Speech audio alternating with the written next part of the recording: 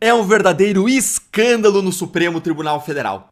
Você não vai acreditar nas provas desse caso. Nós consultamos, nós abrimos. O que aconteceu? Eu vou abrir para vocês o bastidor aqui. Nós recebemos uma ligação de uma autoridade americana, gente que está envolvida nesse apuratório, e disse, ó, corram, acessem o nosso sistema migratório que o sistema falso voltou para o sistema. O documento falso voltou para o sistema. Gravem tela, façam ata. Nós não estamos entendendo o que está acontecendo. O que acontece? Os Estados Unidos está rachado politicamente também. Existe uma guerra grande, democratas, republicanos. Nós sabemos a guerra que o Donald Trump comprou, barrando trilhões a USAID, que tinha força total com Biden, que influenciou eleições para o mundo inteiro. Então veja, é algo realmente que é muito maior do que a gente pode imaginar. Para você invadir o sistema migratório americano não é brincadeira.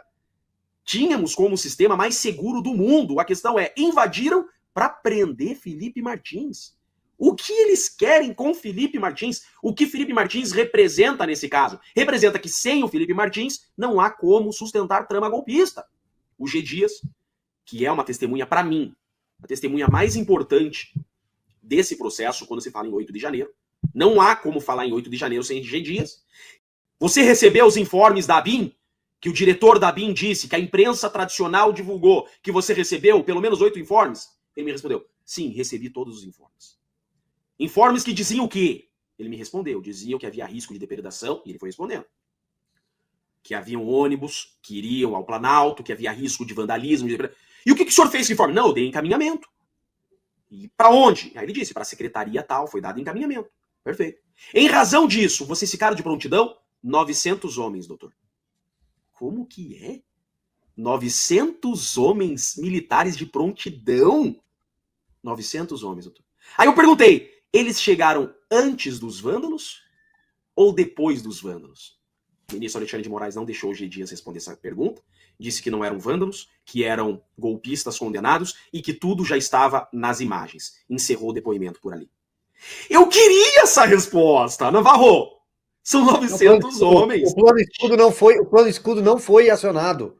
Isso está documentado, doutor. Desculpe. O plano escudo do Palácio do Planalto não foi acionado. Isso está documentado. Agora, Navarro, se ele termina de me responder, sabe o que tinha que fazer com esse depoimento dele? Juntar nos 500 processos que já tem inocentes condenados e pedir a reabertura da instrução. Uma perguntinha aqui gostosa aí pra você que é de esquerda ou canhotinha. Qual seria a sua reação se o Donald Trump, nesse exato momento agora, mandasse um avião aqui pro Brasil para poder buscar e resgatar Jair Bolsonaro? Fala pra mim a verdade, qual seria a sua reação? Ataque à soberania, pipipipopopó e não sei o que, não é? Mas foi exatamente isso que o Lula fez com a ex-primeira-dama do Peru, que foi condenada por corrupção. Usou o seu dinheiro de pagador de impostos, usou o avião das Forças Armadas Brasileiras para poder ir lá e resgatar ela. Opa, peraí! O Lula não tá ferindo a soberania, não? Ou seja, todo o script é o mesmo. Eles fazem a coisa errada, destroem o país, colocam a culpa no outro e depois criam um caos e depois se apresentam como uma solução. Mas e aí, Nicolas, o que nós vamos fazer?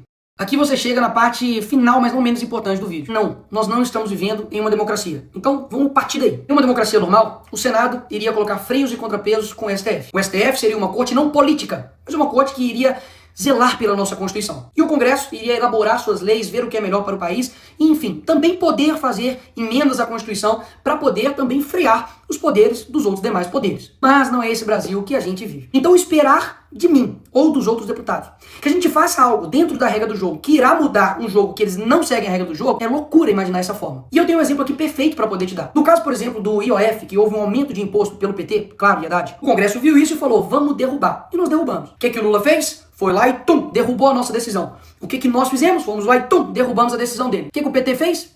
Levou pro STF. Chegou no STF, o Moraes decidiu o quê? IOF, tá tudo bem, vai rolar. Ou seja, é como se eu fosse um jogador, fui lá no jogo, fiz 3 gols. Finaliza o jogo, nós ganhamos a partida, e aí o juiz fala, não. Os seus 3 gols não valeu, Nicolas. Na verdade, quando você faz um gol, o gol vai pro outro time. Então, vitória do time contrário. O jogador tem culpa nisso? Ele tem culpa de que um juiz está extrapolando por completo a sua competência? Não é falta de competência, de vontade, nem de garra, nem de luta de nenhum dos jogadores. Basicamente porque nós temos um juiz que tem superpoderes. Rui Barbosa poderia ressuscitar e defender que seja Bolsonaro, ou a direita, ou o Congresso, ou o Parlamento, que não resolveria. Então é isso, Nicolas. Nós temos uma ditadura e lascou. Não. Mas tem uma coisa valiosa que eu aprendi com o Olavo, que é o seguinte. Quando a sua ânsia de agir é maior do que a sua ânsia de entender, a sua ação sempre vai ser incompreensível. Toda tirania, ela vai dobrando a aposta. E eu confesso que eu estou extremamente preocupado com o nosso país. Basicamente, ou vai surgir um novo Brasil, ou a gente vai virar, de fato, Coreia do Norte. O que nós podemos fazer para poder mudar essa situação? O primeiro passo, de fato, é você entender. Entender de que existe uma pessoa, basicamente, que chama-se Alexandre de Moraes, que está desbalanceando a nossa democracia. Então, Nicolas, o que você sugere? Eu confesso que muitas das vezes eu não sei. Mas uma coisa eu sei, que desistir, parar de lutar, parar de falar, parar de gravar vídeo, parar de comunicar com vocês, parar de falar a verdade, isso não é o caminho. Então esse é o primeiro passo, de que, da mesma forma como eles não desistem, porque você tem a sensação de que, tipo, eles não param nunca. Um dia isso, um dia aquilo, parece, tipo assim, psicopatas no poder. Mas eles não param. E o que geralmente acontece com a gente, que, poxa, somos pessoas que só querem ter um Brasil legal, cara. Só querem ter um Brasil seguro, só querem ter uma economia pungente, só querem ter empresas que funcionem, trabalhadores que sejam respeitados, pessoas que possam viver a sua vida bem, que estejam, trabalhando para o nosso país. Mas existe uma galerinha que não. Eles não querem que isso aconteça. E eu sei que esses caras não vão largar o osso, amigo. De qualquer jeito, eles vão até o fim. Mas a gente também precisa ir até o fim. E por fim, o ponto mais importante. Eu não tenho dúvidas que Deus não está com os olhos fechados para o que está acontecendo no nosso país. Existe nesse momento agora centenas de pessoas que choram, que estão distantes da família, que estão sendo perseguidos injustamente aqui no nosso país. E muita gente fica calada, muita gente não se move, usa isso como um jogo político para poder, enfim, lutar pelos seus interesses. Mas eu não tenho dúvidas que podem ter juízes com muito poder, mas eles não têm todo o poder. Então eu te chamo agora não somente para poder tomar ação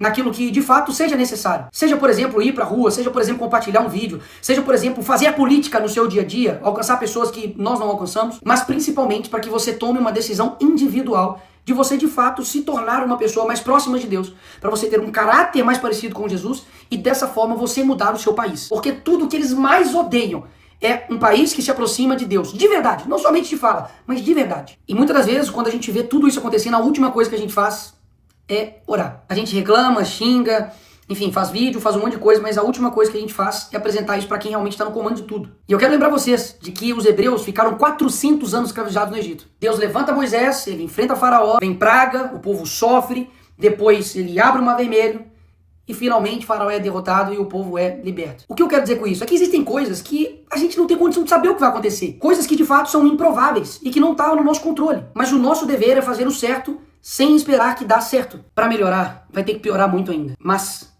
eu quero muito saber como é a gente vencer esse pessoal.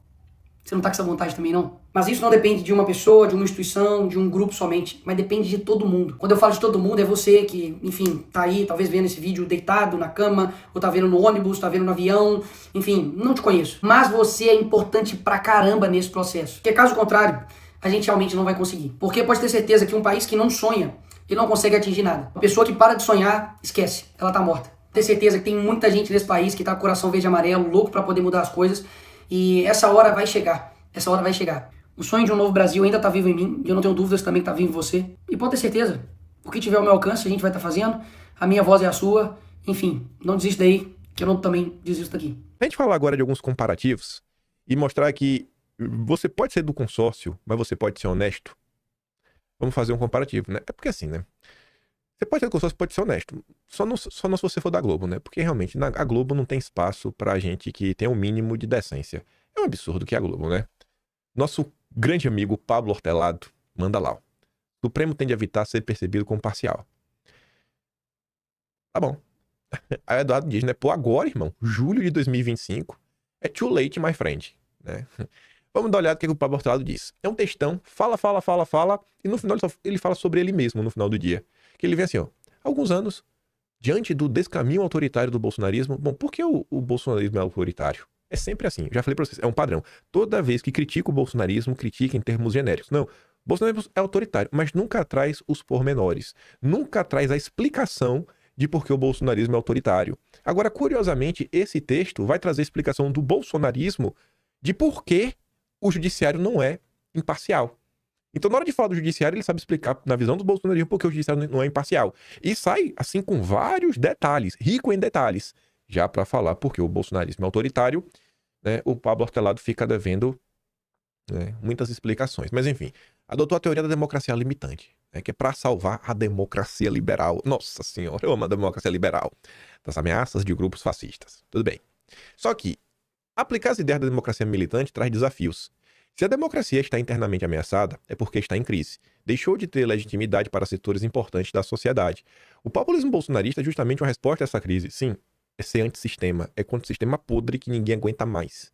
A queixa dos bolsonaristas é que na democracia liberal vigente, o Estado foi capturado por elites, progressistas e corruptas, que não deixam espaço para atores políticos conservadores. Deve ser só na visão do bolsonarismo, né, Hortelado? Esse diagnóstico é responsável pela radicalidade da resposta bolsonarista, um movimento que desde o princípio tensiona os marcos liberais da Constituição. Os liberais, meu Deus, eu amo eles. Ao adotar uma resposta militante contra o bolsonarismo para tentar defender a democracia, a justiça contém certos arroubos, mas também amplia a crise, fazendo os bolsonaristas, que já não confiavam na democracia atual, sentirem que são ainda mais perseguidos e que definitivamente não há lugar para eles no sistema. A contraofensiva populista então se intensifica, alimentando uma espiral de radicalização. Né? E aí ele diz que a armadilha é populista. A culpa ainda é de vocês. A culpa ainda é de vocês. Aí agora você vê, ó, na hora de explicar por que na visão do bolsonarismo o judiciário não é imparcial. Né? Aí ele vem. Quando assumiu a presidência, né, como pensa um bolsonarista?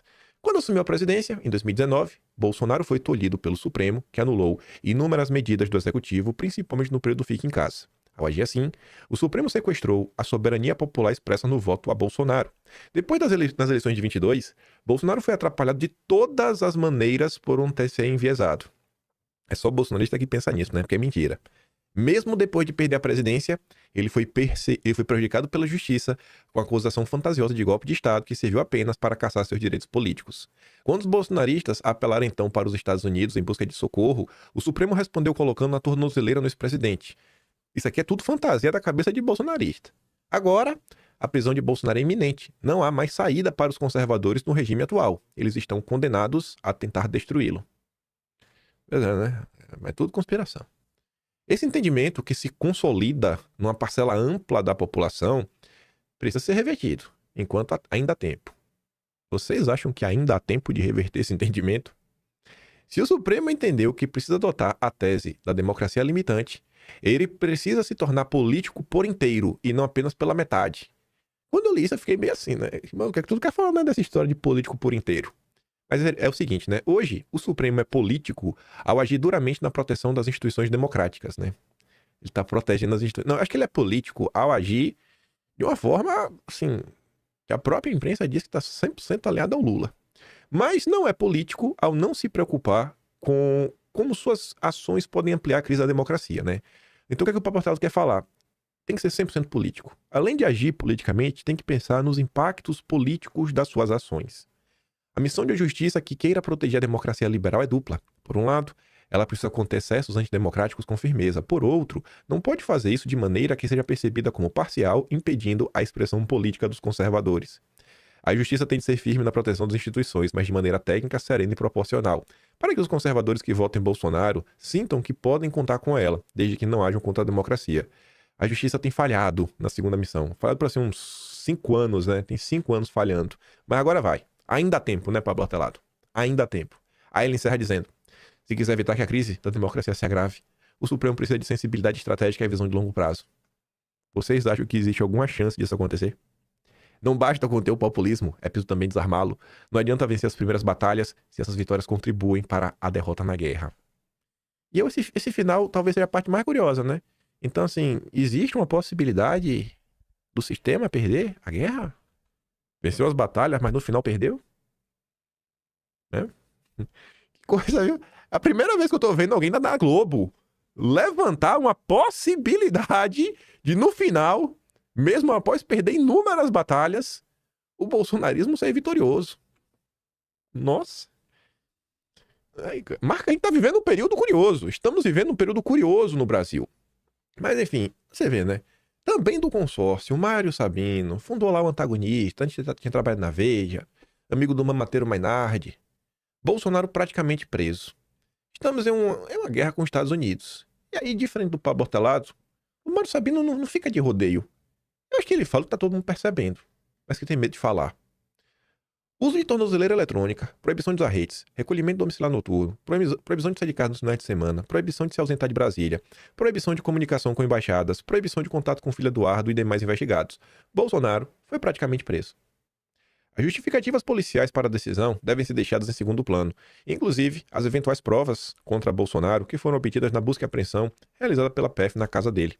Está claro que o principal objetivo do ministro foi responder à chantagem tarifária do Trump, antecipando-se também a retaliações que o presidente americano poderá vir a tomar contra o próprio ministro e outros colegas. Então parece que não estamos numa decisão técnica. Integrantes ou não das torcidas organizadas da política nacional internacionalizada, os brasileiros estão todos na mesma nau dos insensatos. Já começa a deixar o terreno do improvável para adentrar o campo do impossível que, com Bolsonaro submetido a medidas restritivas de liberdade de Lula, apostando em patriotadas para ganhar simpatia da patuleia, que Trump aceite negociar um acordo para baixar a tarifa de 50% sobre os produtos importados do Brasil. Talvez até Trump aumente a taxa ignominiosa.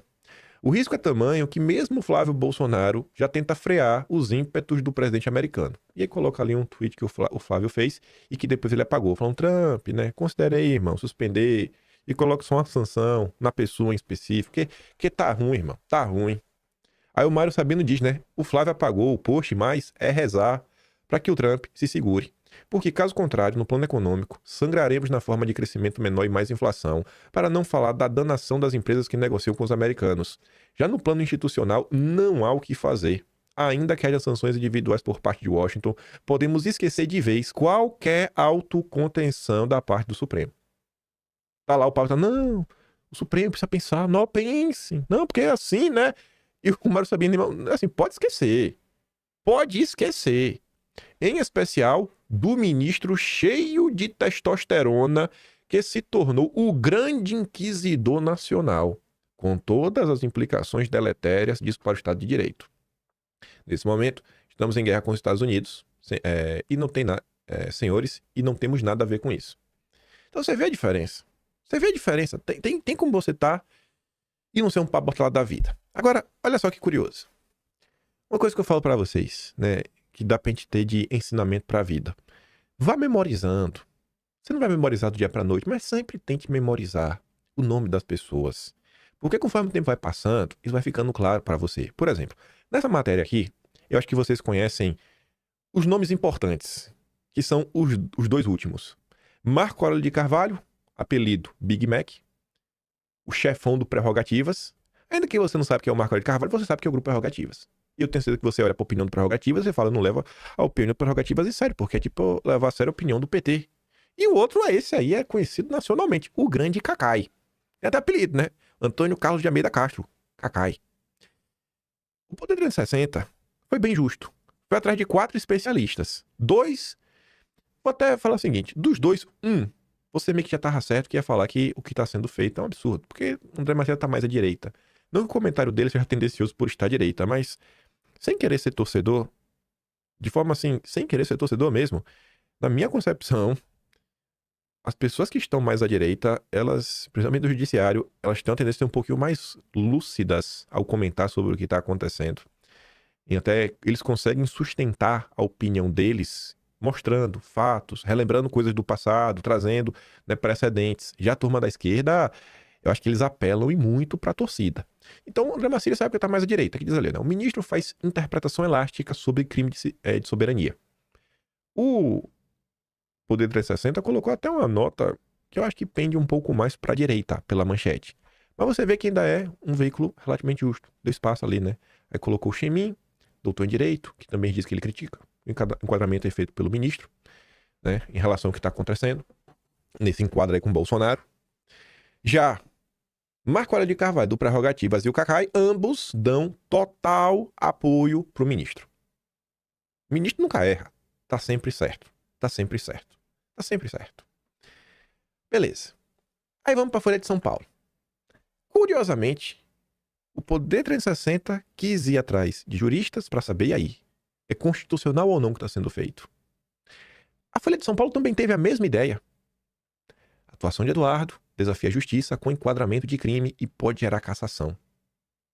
Aí a Folha de São Paulo, curiosamente, só conversou com pessoas que todas, sem exceção, acham que Eduardo realmente tem que tomar naquele lugar. Ainda tem ali, ó, os especialistas se dividem quanto à possibilidade de uma prisão preventiva, né? Eles acham que Eduardo tem que tomar naquele lugar, mas tem dúvida se encaixa ou não uma prisão preventiva. Alguns acham que difícil, né? Que ele tá errado, mas prisão preventiva é difícil. Já tem um que acha que não. Você viu, ó, já Davi Tangerino disse que um pedido de prisão poderia sim ser feito com a alegação de que o político coage o Supremo. Davi Tangerino. Angerino, esse nome eu já vi. Ah, e além do Poder 360 se preocupar com essa análise, da Folha de São Paulo se preocupar com esse tipo de análise, a Veja também teve a mesma ideia. Vamos atrás de especialistas. Um nome que não serve de nada, né? Especialista. É só um nome para, enfim, né? Tentar direcionar o embate público. A matéria da Veja é até mais desproporcional para a direita, porque a maior parte das pessoas que a Veja entrevistou acho que estão contra aí o que aconteceu. Com exceção do professor de Direito Penal da FGV, Davi Tangerino. Da galera que a Veja conversou, ele é o único que ele acha que a decisão do ministro tem respaldo jurídico e não tem caráter de retaliação. Davi Tangerino. Já depois a Veja foi atrás do Carlos Kaufmann, que diz que o Supremo passa recados preocupantes a autorizar a operação contra Bolsonaro.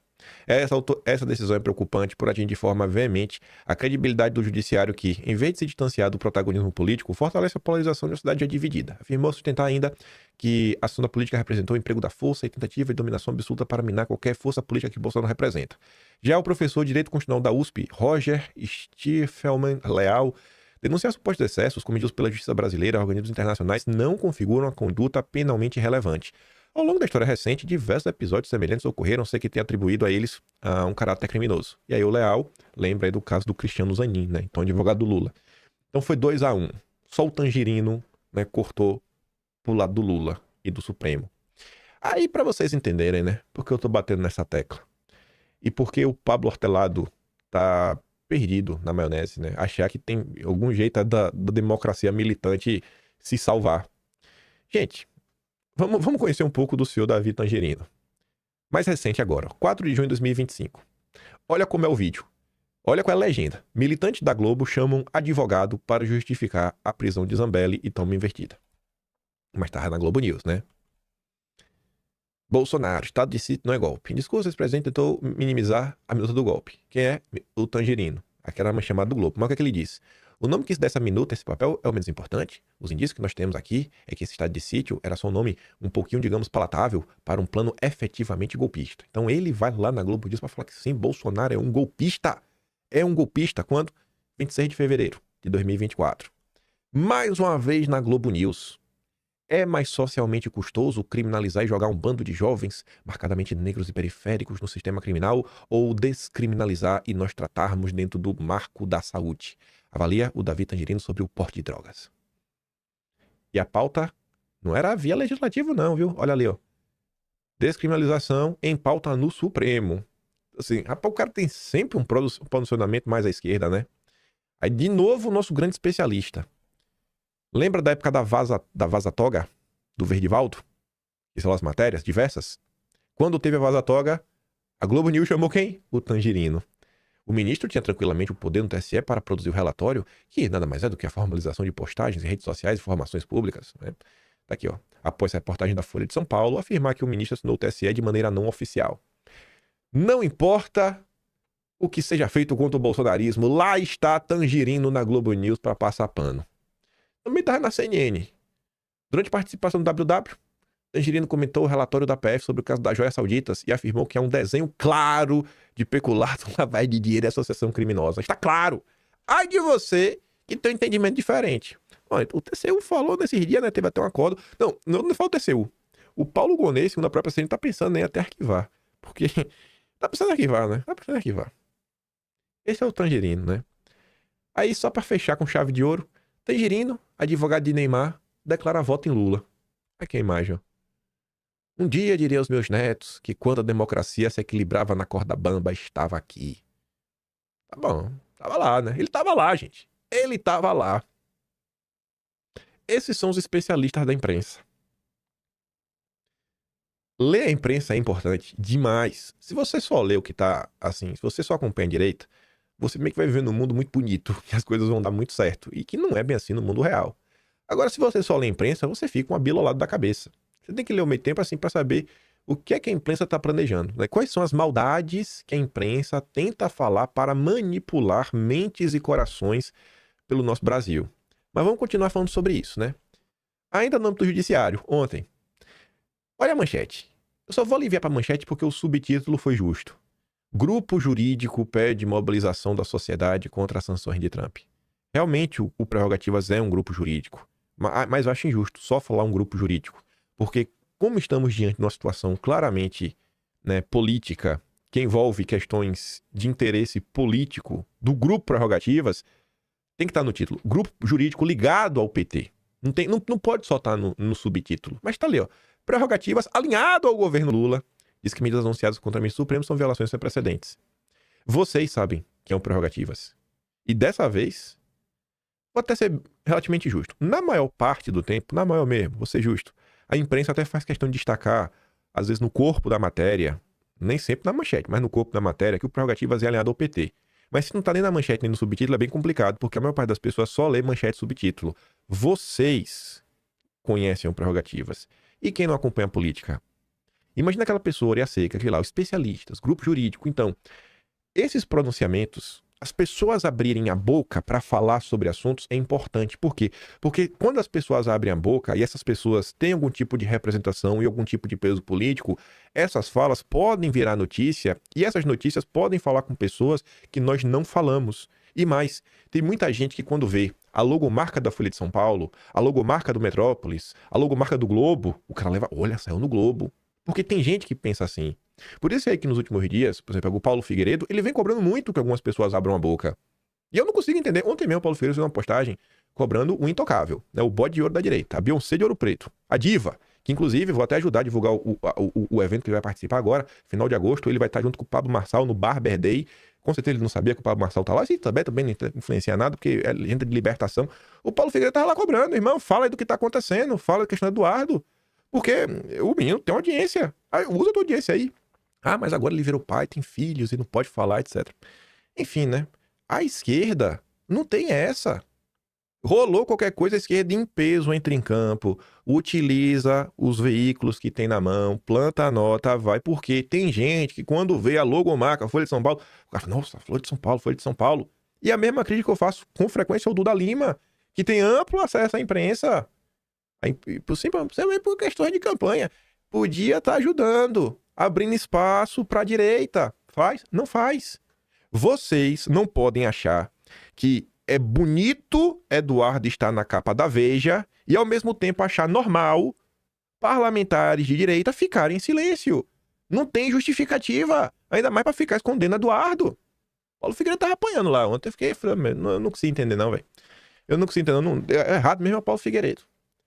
Aí, na mesma lógica, conheço as pessoas. Eu nem fiz a biografia do Pablo Hortelato. Eu já fiz tantas vezes aqui em vídeo, não vou fazer todas as vezes, mas acho que a primeira vez que Pablo Hortelato aparece em um dos nossos vídeos é no episódio 214. E quando a gente falava na época de Sleep Giants, sobre regulação das redes, sobre agência de verificação, o Pablo Hortelato tá na nossa militância de perseguição e censura desde 2017. Publicando até texto, falando, não, vamos criar aqui uma agência de verificação estatal. A gente comentava sobre ele, várias coisas lá com o Profissão Repórter, para falar de fake news, sempre incomodado que as pessoas acreditavam mais nos grupos de WhatsApp do que nas notícias da imprensa, a matéria da BBC que ele participava desse estudo. Pablo Hortelato também, né, tá no SEBRAP, fundado pelo FHC, bolsista aí da Open Society, do Soros. Aí você vai pro Thomas Trauman, saiba de quem você tá lendo. Porque assim, eu não critico a Veja, eu critico o conteúdo da Veja, eu critico também o Mensageiro. Quem é Thomas Trauman? Ex-porta-voz da Dilma. Além de ser ex-porta-voz da Dilma, foi ex-assessor do Palocci. Aí o ex-porta-voz da Dilma, ex-assessor do Palocci diz, o perigo da estupidez. Eduardo Bolsonaro aposta no quanto pior, melhor. Cara, eu posso até ler, tentar refletir sobre o que esse cara tá falando, mas, obviamente, uma pessoa que foi porta-voz da Dilma, tem coisas que sua opinião não vai ter, sabe? Nenhum peso político, porque você é ex-porta-voz da Dilma, ex-assessor do Palocci. O seu vínculo com o PT é mais do que umbilical, né? Você é petista. Não é umbilical, é DNA mesmo. É o seu DNA, é vermelho petista. Não dá, cara. E aí fica aí, né? Se disfarçando de jornalista, disfarçando de analista. Aí vem, outra nota pra gente falar dos nossos especialistas. E a gente nem falou ainda da questão de visto e sanção, as notas que saíram ontem, mas vai chegar lá. Estados Unidos estão com a reputação abalada e já são tratados como economia emergente. Pronto, diz quem são meu pessoa, amigo do Haddad. 2018, foi publicada uma matéria no site chamado Diário da Esquerda, esquerdadiário.net, acho que é o site, reclamando que o Haddad, em 2018, era o neoliberal e já começava a ganhar apoio de tucanos. Essa matéria eu cheguei até a reciclar em algum momento aí, ao longo dos anos, aí 2003 pra cá, não vou saber em qual atlas tá, mas saiu aí. Deixa eu ver se assim rápido. Eu não sei se é Esquerda Diário. Eu só ver esse site, Esquerda Diário. Deixa eu ver se existe. É esse site mesmo, Esquerda Diário. Deixa eu ver. Esquerda Diário. Deixa eu botar aqui ver se acha. Haddad Samuel Pessoa. Deixa eu ver. Ave Maria, velho. Na boa, mano. Eu tava aí 30 dias sem o meu consumo padrão de cafeína. Hoje eu tomei. Minha mente tá girando em outro nível. Eu voltei. Ontem eu voltei agora. Agora eu voltei. Agora eu tô imparável. Olha lá, ó. Vê se ainda é 2018. Deixa eu ver a data. Cadê a data? Cadê a porcaria da data? A data não tá por aqui. Mas é 2018, né? Conheça os neoliberais cotados por Haddad para governo de conciliação com os golpistas. Aqui era na campanha. Haddad versus Bolsonaro. Aí, o sistema de Bolsonaro promete, não coisa e tudo mais. Aí, quem lá? Olha aqui já, ó. Olha lá, Samuel Pessoa. O primeiro aqui, ó. Esta conciliação se expressa em 1001 negociatas com o Centrão, mas também em numerosos sinais que ele dá ao mercado e é importante banqueiros. Haddad tem se reunido frequentemente com dois formuladores da Ponte para o Futuro do tema, Marcos Lisboa e Samuel Pessoa. Aí, aqui eu falo que é o Lisboa, aí o Samuel Pessoa. Veja quem é o Samuel Pessoa, que diz que os Estados Unidos já são economia emergente.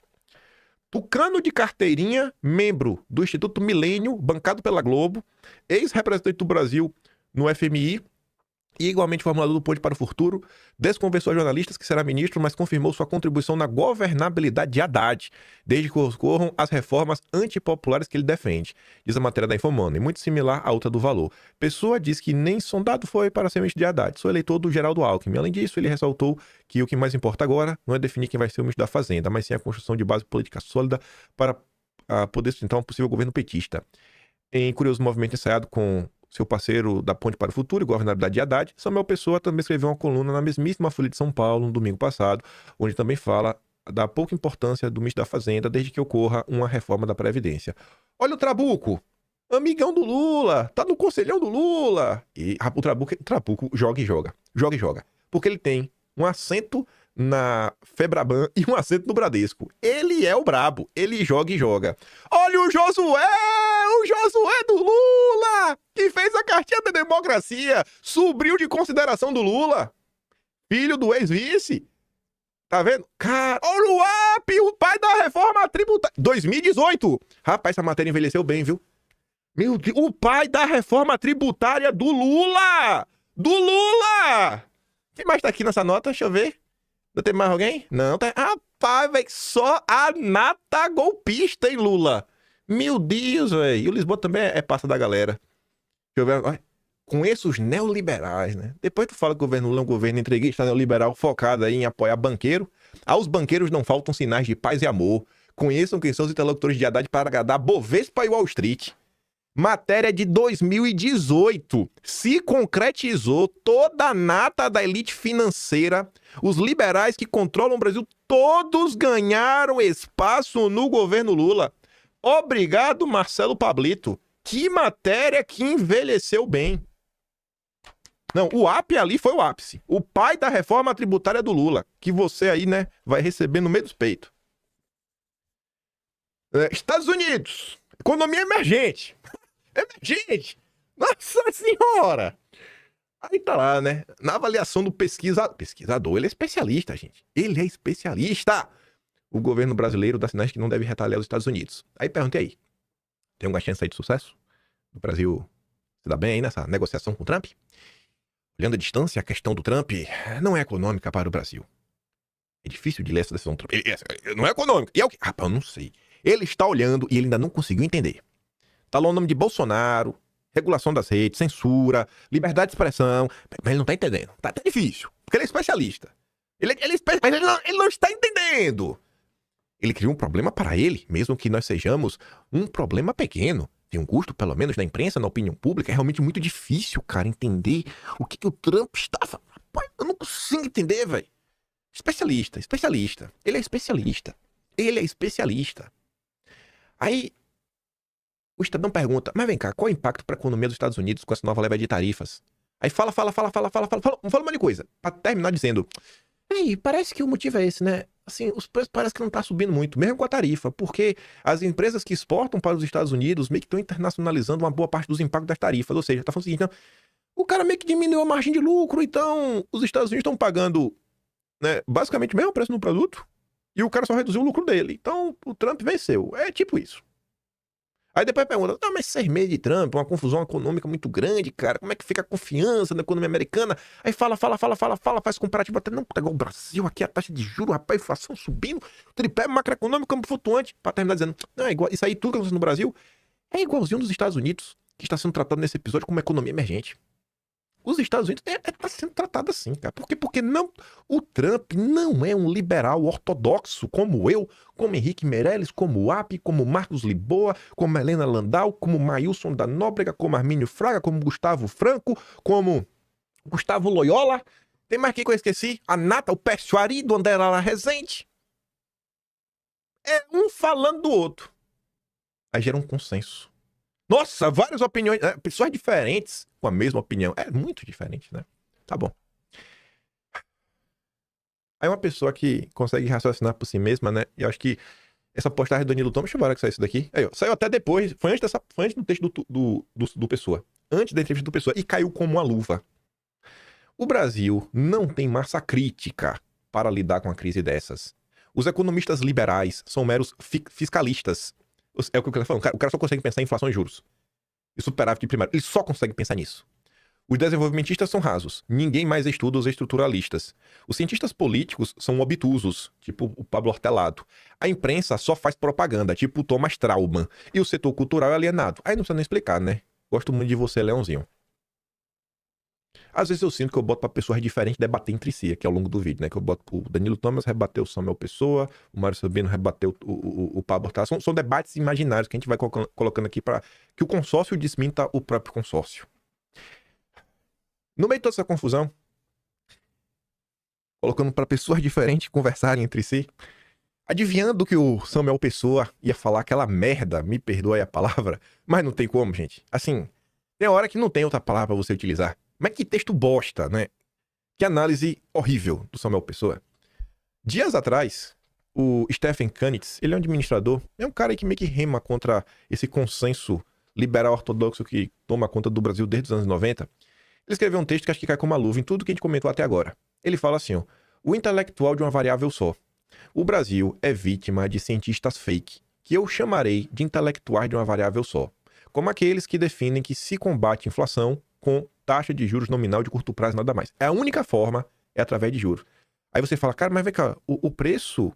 Assim, porque você tá aumentando o juros para você diminuir a demanda. Tipo, um monte de gente tá pegando empréstimo para construir casa. Aí você aumenta a demanda por pedreiro. Se você aumenta o custo para você pegar um empréstimo para construir uma casa, você reduz a quantidade de gente construindo casa, logo você reduz a procura por pedreiros. Você consegue controlar essa demanda se você encarece o dinheiro. Agora, teve um conflito no Oriente Médio, o preço do petróleo subiu. Eita, aí o preço subiu a inflação. Aumenta a taxa de juros. Vem cá, tu aumentar a taxa de juros nesse cenário vai impactar o quê? Não, assim, ó, Irã e Israel estão brigando. Vai lá o Galípolo. Mete aí 18% na Selic. Pronto. Aí agora fez paz. No dia seguinte tá lá Israel dançando, né? De braço dado, quadrilha de São João. Olha a cobra! Por quê? Porque o Brasil salvou. O Brasil salvou o mundo. O Brasil impediu um conflito bélico porque aumentou a taxa Selic. Logo conteve a inflação. É o que o pessoal pensa. Não acho que é piada, não. É sério. A turma realmente acha que o mundo funciona assim. Ou que o problema da nossa dívida são os bancos, que o problema do Brasil é devido à concentração de renda. Para verdadeiros cientistas, é óbvio que o mundo é mais complexo do que isso. Por isso, nós sempre analisamos N variáveis. Mas, infelizmente, nossos jornalistas preferem e só divulgam diagnóstico fácil. Enquanto alguns intelectuais sérios se debruçam sobre modelos complexos que tentam captar a realidade como ela é, multifacetada, imprevisível, sistêmica, outros ganham os holofotes apontando um único culpado para todos os males do mundo, tipo o Trump. E ele cita ali vários. Aí ele comenta que ele de muito tempo vem tentando bater de frente com isso. Aí ele fala, cara, mas no Brasil, no final do dia, quem faz sucesso são os intelectuais de uma variável só. Eles são adorados pela mídia, pelas redes sociais, por políticos em busca de slogans. Eles entregam aquilo que o mundo moderno mais deseja: simplicidade com autoridade. Pesquisador diz que Estados Unidos virou uma economia emergente. Autoridade. Uma explicação única, um vilão claro, um remédio fácil, mas a realidade é outra. Problemas sociais, econômicos e culturais são, por natureza, multicasuais. Ele fala, cara, a criminalidade, por exemplo, não é só fruto da desigualdade e pobreza ou racismo estrutural. É uma combinação complexa de fatores: colapso familiar, ausência de instituições, impunidade, incentivos distorcidos, baixa capacidade estatal, normas culturais, entre outros. No entanto, a narrativa que aponta um único fator explicativo é mais sexy, é mais dirigível, é mais vendável. E assim, quem mais simplifica, mais influencia. Os intelectuais mais responsáveis, que ponderam múltiplas variáveis, admitem incertezas, são justamente os que menos aparecem. Eles não viralizam. Suas análises não cabem em tweets. Suas conclusões não alimentam paixões ideológicas. Sim, eu normalmente faço um vídeo de 1 hora por dia, um pouco mais de 1 hora, né? Já 1 hora já deixou de ser o padrão, já virou 1h10. Já aceitei. Não tem como fazer, eu não vou fazer tweets. Tweet eu boto lá a loucura lá e vida que segue, só eu jogo pra cima. Mas no final do dia o pessoal quer o quê? É o vídeo do TikTok de 1 minuto pra viralizar. E eu falo, não seja essa pessoa, não lave a alma. Aqui tá uma explicação de por que você não deve lavar a alma, né? Enfim, eles não viralizam, suas análises não cabem em tweets, suas conclusões não alimentam paixões ideológicas. E por isso são esquecidos, mesmo quando estão mais próximos da verdade. E como resolver esse problema? Primeiro, exponha os custos da simplicidade. Toda simplificação é uma mutilação. Devemos exigir de nossos intelectuais modelos com variáveis reais. Crie incentivos à complexidade. Se o ambiente intelectual premia certezas e frases de efeito, teremos sempre mais ideólogos do que pensadores. Precisamos recompensar quem estuda, compara, duvida. Uma coisa que vocês podem aplicar no dia a dia é o quê? Não premie com like o político lacrador. Premie o político que entrega resultado, que entrega ações concretas. E se você aplicar isso também para outros meios, vai funcionar. Não lave a alma. Ensinar a pensar em sistemas, não slogans. Exatamente, não lave a alma. Confrontar os intelectuais celebridades com variáveis ausentes. Pergunte sempre, o que está faltando na equação? Qual é a variável que o guru ignora porque complica a sua tese? Tipo, fala, não, temos que privatizar tudo. Aí você pergunta, tá, mas quem é que tem dinheiro para comprar hoje? A Petrobras. Me cita aí, quem tem dinheiro para comprar? Tu quer vender para quem? Dentro dos grupos reais que tem chance de comprar. Pronto, só desarmou a pessoa. Porque o discurso é lindo, mas em termos concretos, ou ele vai vender para a China, ou vai vender para BlackRock, ou vai vender para os irmãos Batista e para André Esteves. Mundo real. Não me vem com mundo real. E acabou. O verdadeiro pensador ilumina, o pregador apenas inflama. Enquanto celebramos quem grita certezas, talvez estejamos ignorando quem sussurra verdades incômodas mais reais. A história tem sido cruel com os intelectuais de uma variável só. Seus diagnósticos podem até conquistar o presente, mas quase sempre afundam o futuro. Tipo o Pablo Telado, o Thomas Tralvo, o Davi Tangerino, dentre tantos outros. Esse texto do Canitz foi dia 14 de julho. Envelheceu bem. Envelheceu bem. Me serviu. Aí para falar também dos intelectuais de uma variável só, que não conseguem pensar nas complexidades. A Pantera Cor-de-Rosa segue aí, né, desolada no Twitter, de onde tudo tá acontecendo, falando. Teve um presidente durante o Fique em Casa que se preocupou bastante com a economia e empreendedores, por esse motivo foi atacado duramente e injustiçado. Algo mudou com os apoiadores desse presidente? Porque agora o pessoal não tá tão preocupado com a economia, né, diante do tarifaço. Aí a Atsuki responde, ô campeão, a vida é mais complexa. Existem mais variáveis, né? Não seja uma pessoa de uma variável só. Né? Não seja uma pessoa de uma variável só. Nada mudou com os apoiadores de Bolsonaro. O que mudou foi o cenário. Mas as cifras, né? O dinheiro, turvam a tua visão. Talvez você nunca entenderá o que significa esse gesto, assim como não entenderá a atitude de Felipe Martins, que preferiu ficar preso e enfrentar uma solitária a ter que forjar uma delação. Não importa o quanto você tenha na conta bancária, você é pequeno demais. E ela lembra, né? 8 de janeiro. Metade dos acusados recusou acordo para se livrar de prisão. Seria muito mais fácil, né? Ter aceitado o acordo. Mas e aí botar a cabeça no travesseiro de noite? Intelectual de uma variável só. Ganhou muito dinheiro, hein? Igual São Meu Pessoa. Porque tem dinheiro, é especialista, que é da carteirada. Olha a grande Lígia Maria. E nada do Deltan Dallagnol falar de sua amiga, viu? Condena e prende logo esse homem de uma vez. O país não aguenta mais ficar refém do Bolsonaro, preso num círculo vicioso eterno de polarização com o PT. Intelectual de uma variável só. Isolou Bolsonaro da equação, o Brasil tá resolvido. Pronto. Simplificou. Lacrou, tia. Lacrou, tia. Aí o Mafinha comenta, né? Aqui tem um exemplo de porque todo liberal é uma pessoa ruim. A Lígia Maria sabe que Bolsonaro está sendo perseguido, sabe que os inquéritos são ilegais, conhece toda a arbitrariedade cometida, porque ela escreve sobre isso com frequência. E mesmo assim, para o bem do bolso dela, prefere que o inocente fique preso. Isso é uma pessoa sem moral, sem transcendência, sem humanidade. Só dinheiro importa. Mais exemplo. Estou sendo atacado pelos meus por querer uma saída pelo Tarcísio. É tão difícil entender que a direita não tem outra saída? Não tem. É variável só. Intelectual de uma variável só. Pra mim, o óbvio é ele, até que alguém me convença do contrário. Aí o cara diz, a diva, tem saída sim, Ratinho, tá vendo, né? Tem outro caminho. Concordo que Ratinho é um excelente nome, mas o que disse é que não tem saída pro Bolsonaro, a não ser pelo Tarcísio. Gênios e mais gênios. Mas vamos lá, que não tem muita coisa pra gente falar. Vamos acelerar pro não sei 9 da manhã. Supremo, Presidência e Itamaraty mantém cautela em reagir à revogação de vistos do ministro, né? Temos que ter cautela para reagir. A cautela durou só até 10 da manhã. Lula disse inaceitável a revogação de visto. É um absurdo. Já falou. Já abriu a boca, já falou que é inaceitável, que ele não vai aceitar, que ele é o brabo. Diante dessa crise, né, assim como sou uma pessoa que não consegue entender o que está acontecendo, a Flávia Aal diz: a perplexidade é crescente em relação à escala, à proporção que esse episódio vem tomando. Estamos perplexos. Não conseguimos entender o que está acontecendo. Bom, vou tentar falar para vocês uma coisinha aqui, ó. Não se preocupem com a interpretação. Ah, mas a interpretação de texto, independente da interpretação de texto ser boa ou ser ruim, o ponto é que meio que tá acontecendo, né? O Pan já comenta, o destaque faz parte do despacho do ministro quando ele ordenou que Bolsonaro usasse tornozeleira eletrônica. É do meu conhecimento que o uso do termo inimigos estrangeiros para se referir a autoridades norte-americanas repercutiu no mais alto nível do governo dos Estados Unidos. Ah, mas ele tá falando ali em termos genéricos, que diz, né? Enfim, Demon jamais faltou coragem aos seus membros para repudiar as agressões contra os inimigos da soberania nacional, democracia de direito, sejam inimigos nacionais, sejam inimigos estrangeiros. Não, mas se é jeito de falar, se não é, o Samuel Pancha tá falando que lá fora foi vendido assim, ó. Ó, Trump, falou que você tem um pinto pequeno, viu? Rapaz, não faz isso não, pô. O cara tem um ego elevado, viu? Igual a galera no Brasil. Aí depois ele entende porque a crise tá escalando. Carta do Itamaraty para os Estados Unidos sobre tarifas continua sem resposta. Aí o Celso Amorim disse que mais de 60 anos de diplomacia ele nunca viu nada parecido. Está em choque. É? Por que será, né, Celso? Por que será, né? Vai entender, irmão. Vai entender. A gente tinha comentado sobre isso daqui ontem, no tipo, vai dar ruim. Acho que aqui o Lula tá... Rapaz... O Lula tá... Eu não sei se o Lula tem noção do que ele tá planejando. Que dizia, né? Governo Lula estuda limitar a remessa de dividendos de empresas americanas com operação no Brasil.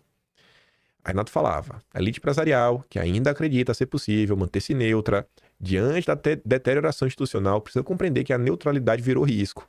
O gesto mais recente, agora estudado e ventilado pelo governo, não é um episódio isolado. Faz parte de um padrão. Restringir, retaliar, esvaziar. Se o governo opta por escalar a crise, quem arca com os custos são os investidores, os exportadores, as holdings, os grupos industriais e tecnológicos instalados no Brasil. Não se trata de apoiar um lado político, mas de reconhecer que a ausência de estabilidade jurídica e diplomática transforma qualquer planejamento empresarial em roleta russa. Aí vem o Rodrigo Campos, um cara grande aí, bem conhecido no mercado. Foi sócio de um monte de gente, né? Você vê ali pela biografia, ó. Ex-sócio da Armor, da Constellation, do HSBC, do GP, JPM, CSFB, MB na Colômbia, enfim, administrador de empresa pela FGV. Trabalhou no meu lugar. E tá lá, ó. Pelo amor de Deus, Lula, xingue, vai. Bate no peito, coloca os 5 navios de guerra em prontidão, põe mais tarifa, tira visto, fala que vai taxar as big techs, né? Imagina o povo sem WhatsApp. Faz tudo isso, Lula, mas não toca, irmão, no assunto de restrição, de movimentação de capitais. Cara, não faz isso, Lula. Nem sussurre, irmão. É igual a discutir com a esposa e falar que pensou em divórcio, mas desistiu. Não fale isso. Lula, pelo amor de Deus, Lula. Pelo amor de Deus. Aí o Haddad ouviu. Arregou. Haddad nega que o governo brasileiro esteja avaliando a adoção de medidas mais rigorosas de controle sobre os dividendos como forma de retaliação. Não sei se foi você, André Esteves, mas vou lhe parabenizar desde já, porque eu sei que o Haddad com certeza pensou em você na hora de escrever nisso. Eu tenho certeza. O Dedé salvou o Brasil. E reafirma que essa possibilidade não está em consideração. Arregou. Arregou. Arregão. Covarde. Frouxo. Cadê a Haddad? Mostra que tu é o bravo aí. Ah, meu Deus. Mas tá que tá, viu? E assim, na boa, tu mandar uma dessa, Haddad, uma arregada dessa, você meio que tá dando uma pista aí que tá com medo, hein? Tá dando uma pista aí que tá com medo aí de rolar alguma treta, viu? Cuidado aí, Haddad. Estados Unidos travam até etanol para SAF do Brasil, que pode agora decolar em outras rotas. Companhias como a Raizen e São Martinho contavam com venda para o mercado americano, mas cenário para a produção de combustível sustentável de aviação a partir do álcool cana-de-açúcar muda com o governo Trump e políticas de incentivo podem redirecionar a oferta. Veja só, como o Renato destaca no início, isso daqui não tem a ver com tarifa. Isso daqui não é retaliação comercial do governo Trump. Isso aqui tampouco tá ligado a esse pacote Trump. Não. Isso daqui, independente de tudo, devia servir de alerta. Por quê? Porque o que está acontecendo aqui é um prejuízo para essas empresas por terem seguido de forma cega esse papo furado de agenda verde. Quando até o etanol brasileiro passa a ser bloqueado por critérios ambientais difusos, o recado é claro, o Brasil virou uma economia onde nem o verde garante previsibilidade.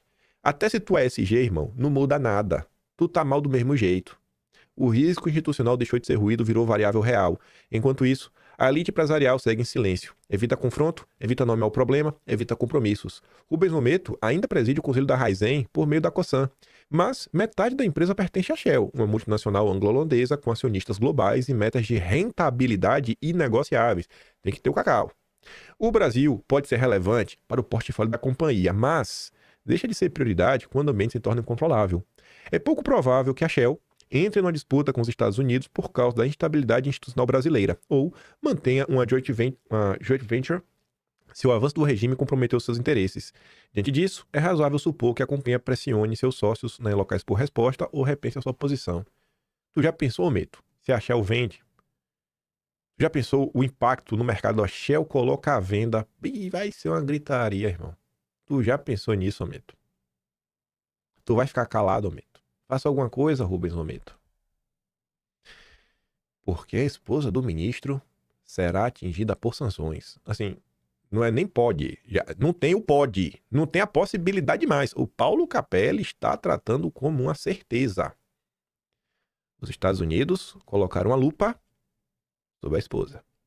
Por avaliar aqui, por comandar o escritório de advocacia, lá, ela seria impulsionada pela atuação do magistrado. Além da perda do visto, a Casa Branca avança para aplicar punições com impacto financeiro a ela, por acreditar que a maior parte da renda do casal seria composta pela atuação da advogada. Washington também estuda impor tais sanções a outros ministros da corte cujas mulheres exercem a advocacia. Atualmente, as esposas do ministro Zanin, Dias Toffoli e Dilma Mendes atuam no meio jurídico. Talvez as mulheres não entendam isso, mas os homens entendem, viu? Oh, meu Deus do céu. Mulher, viu? Vocês são chatas, viu? Minha Nossa Senhora. Esses caras não vão... Se esses caras achavam que o bolsonarista padrão é chato, que ele não sai na rua, que o povo grita, imagina a mulher deles. Porque não precisa ser a mulher deles, é a mulher de qualquer um. Todo homem tá sofrendo junto aqui, pensando o que pode acontecer com a vida dessas pessoas. O Rafael Globes relembra que o evento do LEAD tá marcado agora. 8 e 9 de setembro em Washington. Em Washington, viu? Prometo acompanhar isso daqui. Mudarão o endereço do evento quando? E aí, Dória? Vai fazer onde? Podia fazer na Feira de Santana, velho. Levar lá a galera, conhecer feira. Feira sério bacana, ir lá no Feiraguai. Porque até se o 25 de março der errado, tem um Feiraguai pra salvar o Brasil. Vai lá em feira. Faça lá em feira. Na feira tem um lugar massa pra você fazer. Vai lá, o pessoal conhece a São Domingos. A carne do sol de feira é maneira, né? Tem as duas carnes do sol lá que os caras fazem de jeito que até hoje não aprendi a fazer. Eu gosto de carne, viu?